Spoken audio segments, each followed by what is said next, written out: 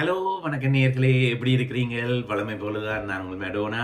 ஒவ்வொரு பிரபஞ்சங்களையும் பற்றி வீடியோ போட்டுக்கொண்டு வாரன். இந்தியான் வீடியோ ஆரை பற்றி என்றா இந்திரா காந்தி. உங்களுக்கு தெரிஞ்சிருக்கும், தெரியாதவர்களுக்கும் இதை பற்றி போடுறேன்.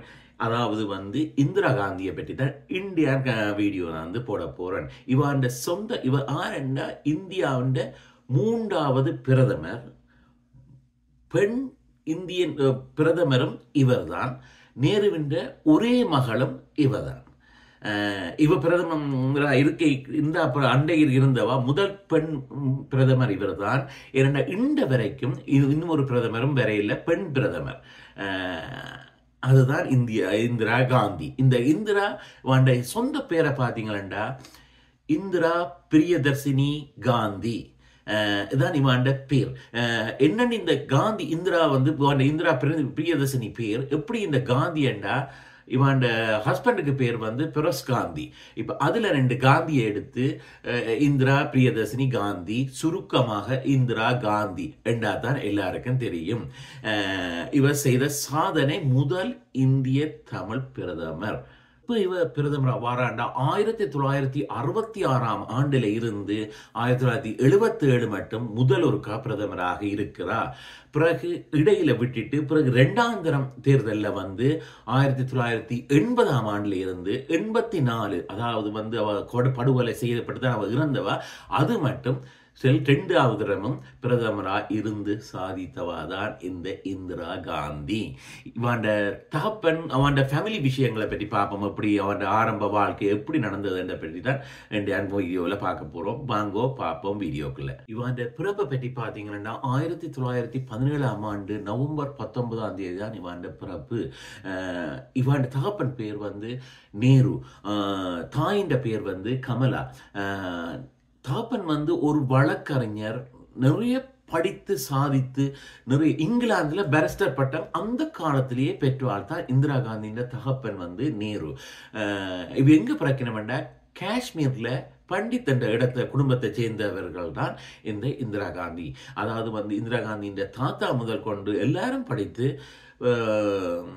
கூடுதலான வழக்கறிஞர் துறையில ஈடுபட்டு நாட்டம் கொண்டவர்கள் தான் இந்த இந்திரா காந்தியின் குடும்பம். இவாண்ட வாழ்க்கையில ஒரு ஒரு தாய் இவாண்ட தாய் ஒரு கச நோயால தான் பாதிக்கப்பட்டு இறந்தவா 1936ஆம் ஆண்டு. அதே மாதிரி அந்த டைம்ல இந்திரா காந்திக்கு ஒரு 18 வயது இருந்தது. தொடர்ச்சியான போராட்டம். ஏனென்னா அந்த டைம்ல இந்தியா சுதந்திரம் அடைந்த ஒரே புரட்சியல் போராட்டம், தகப்பன் போராட்டங்கள் செய்து கொண்டிருக்கிறார். புரட்சிகள்னு கேட்கல. ஒரு நாளும் ஒரு ஒரு சந்தோஷமான குடும்ப வாழ்க்கை என்றதை அனுபவிக்கவே இல்லை. அப்படி கஷ்டப்பட்டு வளர்ந்தவாதான் இந்த இந்திரா காந்தி. தாயின் மரணம் 1936ஆம் ஆண்டு ஒரு கச நோயால் அதுன்றா. அதுக்கு பிறகு இவ இங்கிலாந்து போய் அங்க படிச்சு அங்க இருந்து கடிதங்கள் மூலமாக தகப்பனுடன் நேருவுடன் தொடர்புகள் கொண்டு அரசியல் துறை என்ன நடக்குது என்றதை பற்றி ஆய்ந்து அறிந்து அதை பற்றி லேர்ன் பண்ணி கொண்டிருந்தவாதான் இவ கடைசியாக இவாக்கு ஒரு நுரையீரல் பிரச்சனை வருகிறது. அந்த டைம் இவ இங்கிலாந்துல இருந்து சுவிட்சர்லாந்துக்கு மூவ் பண்றா. அங்க போய் கொஞ்ச நாள் ஓய்வு எடுக்கிறா. அதாவது நுரையீரல்ல கோளாறு பிரச்சனையால. அந்த நேரத்துல தான் பெரோஸ் காந்தியை இந்திரா காந்தி சந்திக்கிறார். அதாவது அவரும் ஒரு போராட்டங்கள்ல தான் ஈடுபட்டு கொண்டு இருந்தவரும் கூட அவற்றை மனப்பான்மை ஒரு ஓப்பனான மைண்டானால் பெரோஸ் காந்தியை பற்றி கதைக்கிறேன். ஒரு நகைச்சுவை மிக்கவர், ஒரு நல்ல ஒரு மனிதர் என்று தான் அவரை சொல்லலாம். ஒரு அப்படிப்பட்டவரை இவர் சந்திக்கிறார். அந்த நேரம் இவவின் வயது காதலர் 2 பேரும் காதலர்களாக மாறுகிறார்கள். அந்த நேரத்தில் நாங்கள் வெளிநாட்டில் இருக்கிறோம், திருப்பி இந்தியாவுக்கு போய் நாங்கள் திருமணம் செய்வோம் என்று சொல்லி திருப்பி இந்தியாவுக்கு வருகிறார்கள். வந்தோடனே ஆனால் இந்தியா காந்தியின் தகப்பன் நேருவுக்கு இந்த காதல் திருமணம், ஏனென்றால் அவர் ஒரு வேற்று இதத்தை இருந்தபடியா அவருக்கு பிடிக்கல. எத்தனையோ சொல்லி பார்த்தும் சரி வரையில்லை. உடனே என்ன செய்யறாருன்னா மகாத்மா காந்திகிட்ட போய் எடுத்து சொல்றாரு, இல்லை இது வேண்டாம், நீங்கள் தயவு செய்து ஏதாவது புத்திமதி ஏதாவது சொல்லி இதை குழப்பி விடுங்கள், இந்த காதல் திருமணத்தை தகப்பன் ஆதரிக்கவில்லை. அப்ப மகாத்மா காந்திகிட்டையும் போகிறா இந்திரா காந்தி. பாருங்க எவ்வளவு நல்ல விஷயம் இருக்குது. அதிலும் இந்திரா காந்தி பிடிவாதமா நிற்கிறார். இல்லை, நான் அவரைத்தான் நான் திருமணம் முடிப்பேன் என்று பிடிவாதமா நின்று ஓகே கடைசியில் முடிவெடுத்தாச்சு. ஓகே, இருவரும் திருமணம் செய்யணும். எப்போ என்றால் 1942ஆம் ஆண்டு மார்ச் மாதத்தில் முறைப்படி 2 பேருக்கு திருமணம் முடித்துக் கொள்கிறார்கள் முறைப்படி. அந்த நேரம் அதுக்கு பிறகுதான் 2 பிள்ளைகள், அதாவது ராஜீவ் காந்தி உங்களுக்கு தெரியும், மற்றது சஞ்சய் காந்தி, 2 மகன்கள் அவர்களுக்கு பிறக்கிறது. பிறந்து ஏதோ ஒரு கொஞ்சம் அவர்கள் பிறந்த பிறகு இந்திரா காந்திக்கு பிரஸ் காந்திக்கு இடையில் ஹஸ்பண்ட் வைஃபுக்கு இடையில ஒரு கருத்து வேறுபாடுகள் 2 பேரும் பிரிந்து இருந்து கொண்டிருக்கிறோம். அதாவது ராஜீவ் காந்தியும் சஞ்சய் காந்தியும் பிறந்த பிறகு இவருக்கு பிரஸ் காந்திக்கு மாரடைப்பு வருகிறது. அதால திருப்பி இந்திரா காந்தியோட சேரினோம். திருப்பியும் தங்களோட மன வாழ்க்கையை திருப்பியும் தண்டு 1960ஆம் ஆண்டு கடைசியா சேர்ந்த அப்புறம் 58ஆம் ஆண்டு இவர் சேர்கிறார்கள். இன்னும் 2 வருஷத்துல அவர் பிரஸ் காந்தியும் மரணம் அடைகிறார். இப்படி வாழ்ந்தவா நிறைய அரசியல் போராட்டங்கள் புரட்சிகள் செய்து வந்தவா தான் இந்திரா காந்தி. அதிலும் அவன் கொலை பற்றி பார்க்க போனா அவருக்கு நிறைய சொந்த பாதுகாவலர்கள் இருந்தது, அதாவது பாடி கார்ட்ஸ்.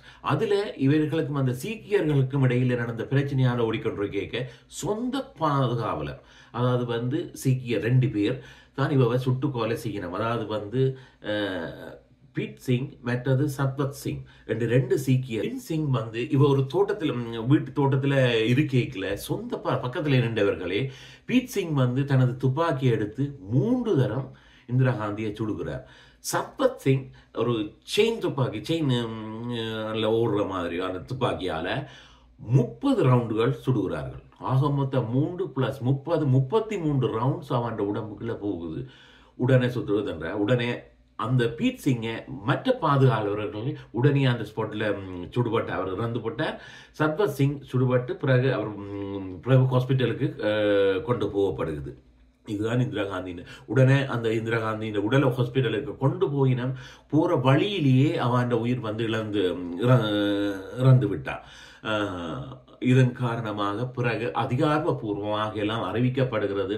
அவன் உடம்புல 30 குண்டுகள் இருந்ததாக எல்லாம் அறிவிக்கப்பட்டு ஒரு என்னென்னு சொல்றது ஒரு பரிதாபமான நிலையில இந்திரா காந்தியின் மரணம் நடந்தது. அதே மாதிரி அமெரிக்காவில் ஹென்ரி கிங்ஸ்லர் அவர் அமெரிக்கன் பிரசிடென்டா மூத்த பிரசிடென்ட் அவர் இந்திரா காந்தியை வர்ணித்திருக்கிறார் இரும்பு பெண்மணி என்று சொல்லி வர்ணித்திருக்கிறார். அவ்வளவுக்கு அவர் சாதித்து விட்டார். நிறைய பாகிஸ்தான் போர், சீக்கியர்கிடையில நடந்த போர் எல்லாத்தையும் சாதித்து வென்றவாதான் இந்த இந்திரா காந்தி. அவன் முத்திரை கூட பதிக்கப்பட்டிருக்கிறது, அஞ்சல் முத்திரை கூட பதிக்கப்பட்டிருக்கிறது. நிறைய இருக்குது அவன் வீடியோ. நான் ஒரு ஷோர்ட்டா தான் உங்களுக்கு தரன் பாருங்கள். இவ்வளவும் சாதித்தவாத ஒரு முதல் பெண்மணி இந்தியாவின் பிரதமர் பாருங்க. இவ்வளவு சாதனை படுத்தவாதான் இந்த இந்திரா காந்தி. நேயர்களே, ஒவ்வொரு பிரபலியங்களையும் பற்றி உங்களுக்கு தந்து கொண்டிருக்கிறேன். மறக்காம கதைச்சு கொண்டிருக்க பாருங்க, கீழே ஒரு சப்ஸ்கிரைப் பண்ற ஒரு இது இருக்கும். அதை நீங்க பிரஸ் பண்ணினீங்கன்னா நான் போடுற ஒவ்வொரு வீடியோவும் உங்களுக்கு வந்து கொண்டிருக்கும். மறக்காம நீங்க சப்ஸ்கிரைப் பண்ணாதான் நான் போடுற ஒவ்வொரு வீடியோவும் வந்து கொண்டிருக்கும். லைக் பண்ணுங்க, ஷேர் பண்ணுங்க, சப்ஸ்கிரைப் பண்ணுங்க. நன்றி.